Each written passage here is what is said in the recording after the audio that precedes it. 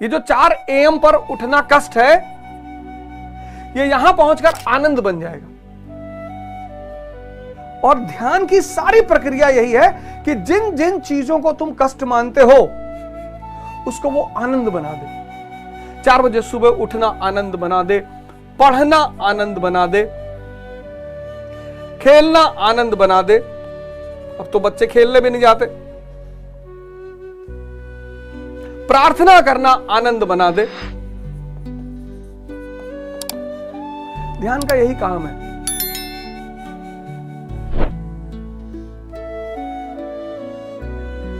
और एक बार ये चीजें आनंद बन गईं, फिर तो स्काई इज द लिमिट। इस रास्ते पे चलना भी बहुत खतरनाक और कठिन भी, बहुत गाली पड़ती है, बहुत बुराई करते हैं। अरे तुम्हारे महात्मा जी ऐसे हैं तो उनसे ऐसे काहे नहीं कर दिए, कोरोना काहे नहीं रुकवा दिए, इतने बड़े ताकतवर तुम्हारे महात्मा जी हैं तो कोरोना काहे नहीं रुकवा दिए। रुकवाएंगे तुम्हारा कोरोना, आओ बताते हैं कैसे रुकवाएंगे।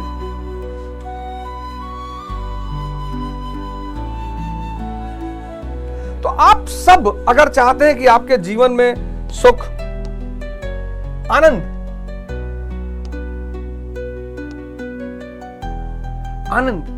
सुख और आनंद में बहुत फर्क है। आनंद का विलोम नहीं है, सुख का विलोम है दुख। विवाह हुआ, स्त्री मिली, बहुत मजा आया, इसलिए तो विवाह के बाद हनीमून कहते हैं, हनी सन नहीं कहते, क्योंकि मून कुछ ही दिन चमकता है फिर अंधेरा छा जाता है। तो हनीमून, हनी सन नहीं कहते, सूरज हमेशा चमकता है।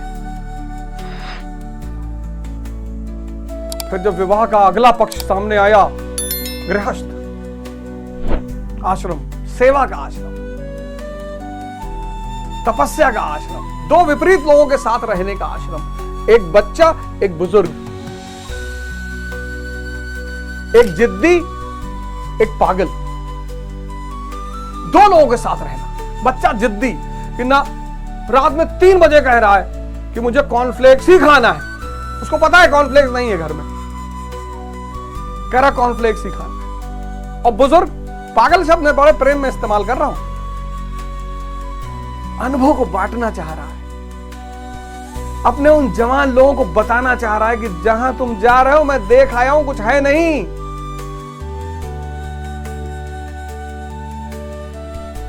लेकिन लोग कहते हैं कि सठिया गए।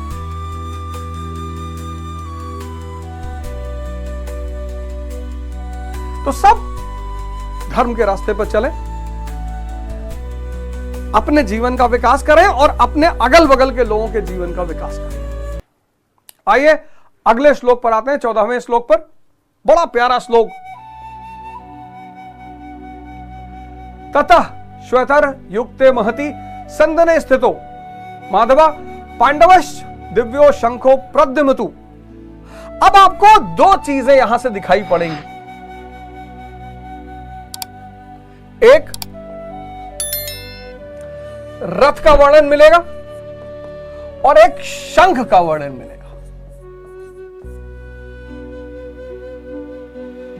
अब 2 चीजों का वर्णन आपको मिलेगा, एक रथ का एक शंख का। रथ शरीर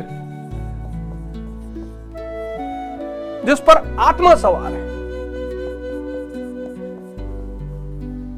शंख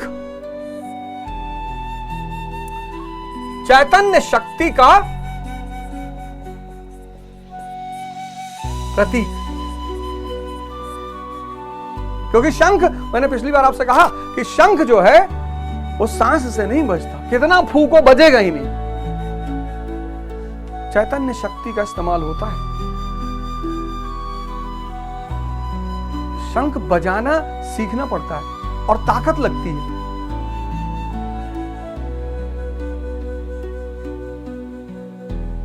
शक्ति। अब 2 चीजों का वर्णन यहां से मिलना शुरू होगा। अब ये जो 14वां श्लोक है,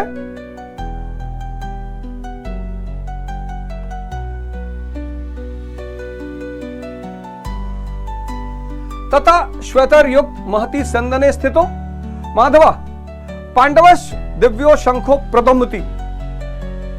प्रद्युमतु अलौकिक रथ पर भगवान कृष्ण सवार है और वो विजातियों के हृदय को विदीर्ण कर देंगी, डरा देंगी। क्योंकि जैसे ही आपके अंदर सत्य पैदा होना शुरू होगा, पुण्य पैदा होना शुरू होगा, वैसे आपके अंदर का जो कौरव है उसको डर लग जाएगा कि ये कहां जा रहे हो यार तुम।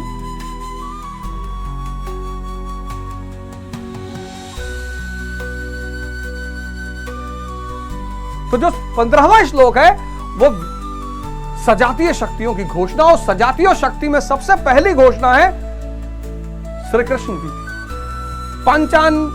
पांचजन्यम हृषिकेशो देवदत्तम धनंजय पौंड्र ददमो महाशंख भीम कर्म वृकोदरा।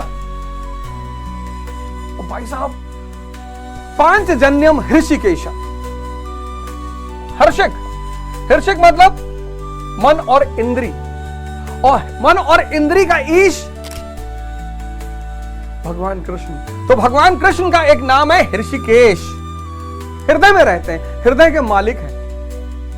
यही बात इस्लाम भी कहता है, कुरान भी कहती है, एग्जैक्टली यही बात। मैं तो अपने मुसलमान भाइयों से कहता हूं, मेरे बड़े सारे आलिम लोग हैं जो मेरे बड़े अच्छे दोस्त हैं, मैं कहता हूं सर आप लोग भी अपने धर्म का एक शो चलाओ सर, आप भी पढ़ाओ सर, दुनिया को पता चले कि ये जो आपके खिलाफ साजिश और आपको बदनाम करने की कोशिश, उसको दुनिया को पता चले। यही बात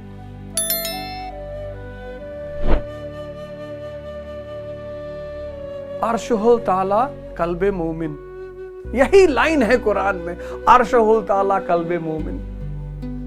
मोमिन का हृदय अल्लाह का निवास स्थान है।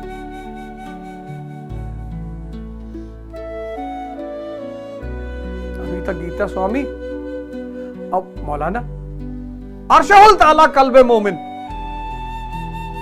एग्जैक्टली यही बात लिखी है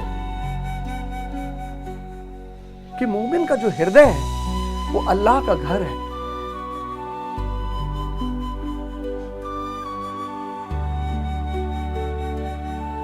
ऋषिकेश, भगवान श्री कृष्ण कौन सा शंख बजा रहे हैं? ऋषिकेश, ऋषिकेश यानी भगवान श्री कृष्ण।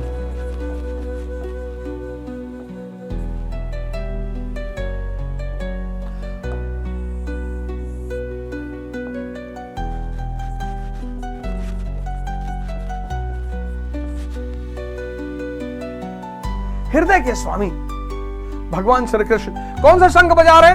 पांचजन्य।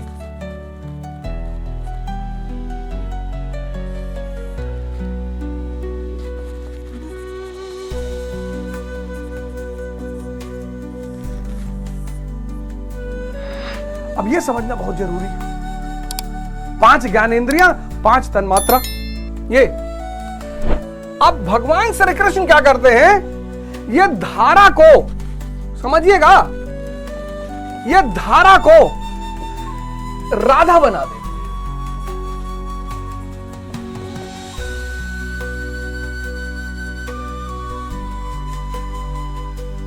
बहुत बड़ा सूत्र है राधे राधे। राधे राधे जब आप एक दूसरे से कहते हैं तो आप उसको याद दिलाते कि देख तेरी चेतना धारा के रूप में बाहर बह रही, अंदर ले जा।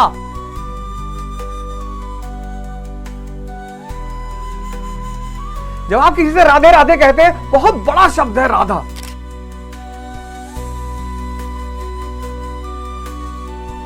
जब चेतना बाहर बह रही है तो धारा, दूषित धन। जब चेतना अंदर बह रही है तो राधा, आत्मिक संपत्ति। 5 ज्ञान रूपी शंख बजाते हैं, 5 ज्ञानेंद्रियां, 5 तन्मात्रा। कौन कौन सी? स्पर्श, गंध, रूप,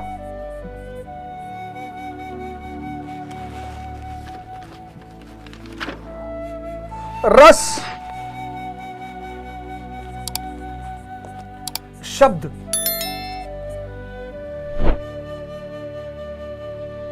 इन 5 दरवाजों से चेतना निरंतर बाहर भागती है। स्पर्श स्किन के द्वारा, गंध नाक के द्वारा, रूप आंख के द्वारा, रस जीभ के द्वारा, शब्द कान के द्वारा।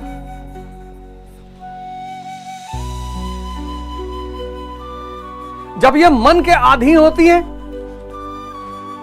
तो बाहर भागती है, बाहर सुख खोजती हैं, बाहर सुख खोजती हैं, सुख, और हर सुख में इनको बाद में दुख मिलता है। कितना डीओ लगाओगे, कभी तो डीओ भी सीखेगा, सूखेगा।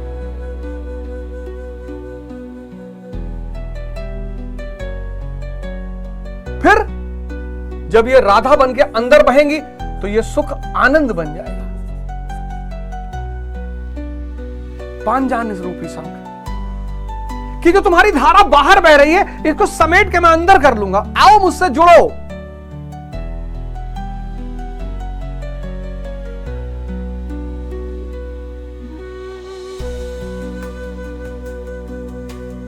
इसलिए कबीर विवाह कर रहे हैं भोग के लिए नहीं। कबीर की भी पत्नी है लेकिन भोग वहां नहीं है, इसलिए कबीर की पत्नी उनको परेशान नहीं करती। एक आदमी ने कबीर से पूछा कि शादी करनी चाहिए, कहा कल आना तो बताएंगे।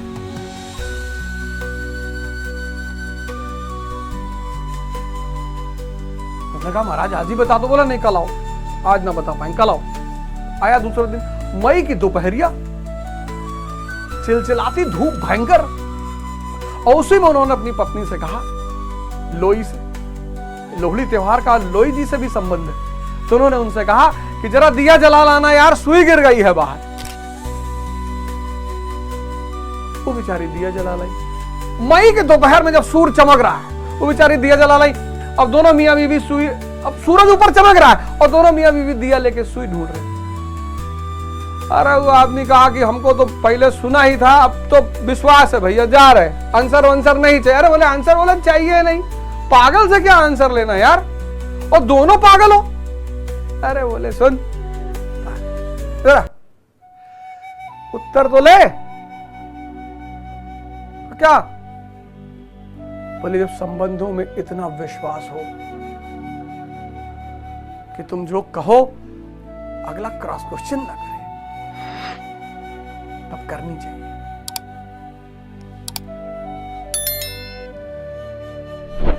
कबीर के लिए स्त्री भोग नहीं है, इसलिए नहीं परेशान करती। स्त्रियां उन्हीं को परेशान करती हैं जो उनको भोग मानते, बाकी किसी को करती ही नहीं।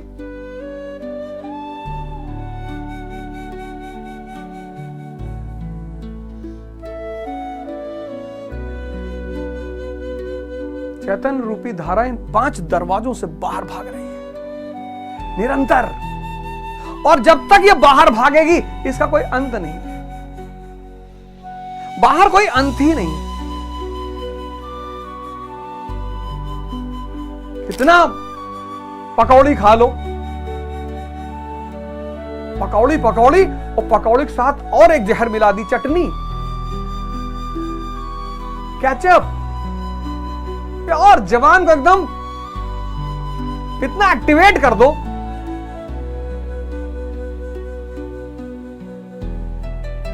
पांजान रूपी शंख कि ये तुम्हारी चेतना जो बाहर भाग रही है, धारा बह रही है बाहर, इसको मैं राधा बना के अंदर खींच लूंगा और परमात्मा से मुलाकात हो जाएगी। अर्शहु ताला कल्बे मोमिन।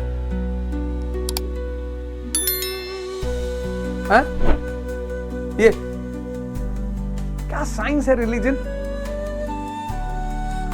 इसका झगड़ा ही क्यों करना कि अरे साइंस, साइंस, रिलीजन भी साइंस है सर, स्पिरिचुअल साइंस। इसमें क्या झगड़ा करना? कि फिजिक्स बड़ा है कि धर्म बड़ा है, इसमें क्या झगड़ा करना सर? क्यों झगड़ा करना? क्यों इस एंगल से देखना? फिजिक्स से फिजिक्स वाला लाभ लेना, धर्म से धर्म वाला लाभ लेना।